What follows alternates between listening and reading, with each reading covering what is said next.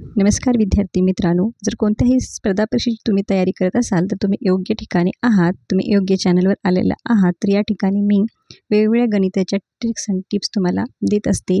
तुम्ही कोणतीही एक्झाम असू देत, स्कॉलरशिप, NMS, MPSC, TET किंवा TIT, टेट या तुम्हाला ट्रिक्स नक्की उपयोगी पडणार आहेत. तर पहा, हे टेट 2017मध्ये पडलेलं गणित आहे, ते कसं सोडवायचं. तर या ठिकाणी बघा, पाया समान आहे. काय आहे? पाया समान आहे आणि घातांकाच्या पहिल्या नियमानुसार जर पाया समान असेल आणि त्यांचा गुणाकार जर दिलेला असेल तर त्यांच्या घातांची होते बेरीज. इथं पाया समान आहे, पाया आहे -9. आपण घातांची बेरीज करू, कारण आता मी सांगितल्याप्रमाणे जर पाया समान असेल आणि त्यांचा जर गुणाकार दिलेला असेल तर त्यांच्या घातांची काय होते? बेरीज होते. तर आपण लिहूया इथं या सूत्रानुसार. बघा, -9चा घात किती येणार?